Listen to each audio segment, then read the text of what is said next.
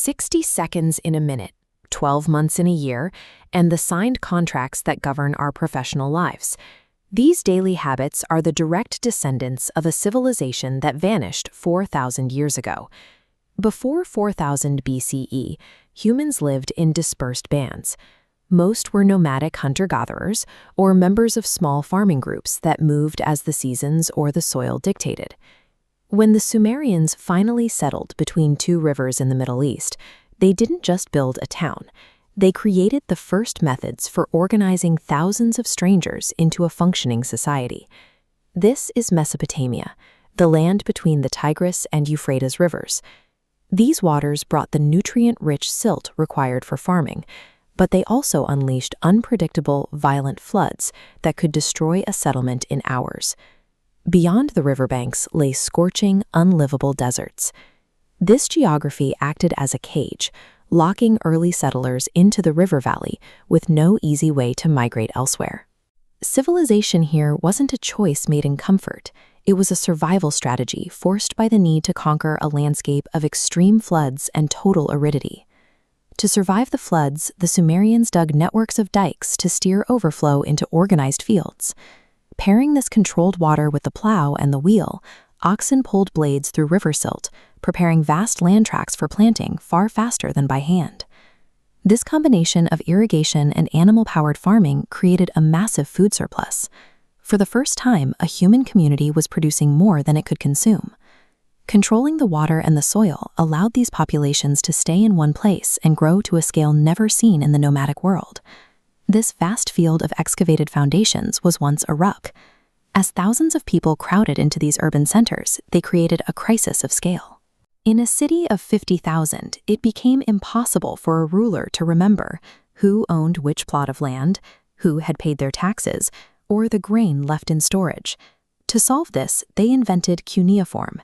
It began not as literature, but as a system of ledgers. These wedge-shaped marks on clay were the tools used to track debts, property, and grain long after a human memory would have failed. They also developed a mathematical system based on the number 60, allowing them to calculate the geometry needed for massive projects. This precision enabled them to build ziggurats, temple towers that functioned as the physical heart of the city's authority.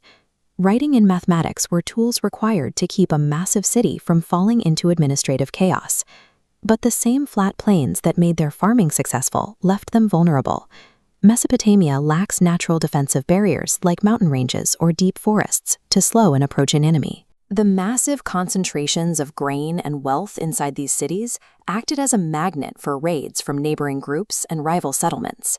To defend their surplus, they built thick mud brick walls and organized the first standing armies. They traded agricultural stability for a permanent state of military readiness. Constant warfare changed their culture.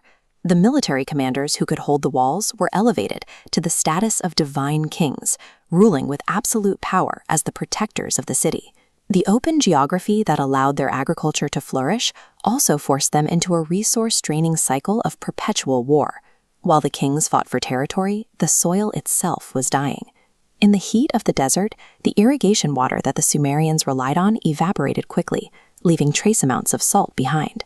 Over centuries, this salt accumulated into a thick crust, making it impossible to grow the wheat and barley that fed the cities. This environmental damage is still visible in the Iraqi landscape today. Vast areas of cracked earth covered in white salt deposits where nothing can grow. They also cleared the local forests for fuel and building materials, which stripped the land of its protection and led to massive topsoil erosion. Their greatest achievement, the engineering of the land for farming, ultimately became the reason they starved. Weakened by starvation and civil war, the Sumerian cities were defenseless. Invading Akkadian and Babylonian forces swept across the plains, and the civilization eventually collapsed into the ruins we excavate today. Sumerian political power was erased from the map as their cities were absorbed by foreign empires. But while the physical empire fell, the tools they created survived. The invaders adopted Sumerian writing, their complex mathematics, and their legal codes, passing them down to the empires that followed. The Sumerians proved that human ingenuity can build a world from the dust, but their end serves as a powerful reminder. No human society can outlast the destruction of its own environment.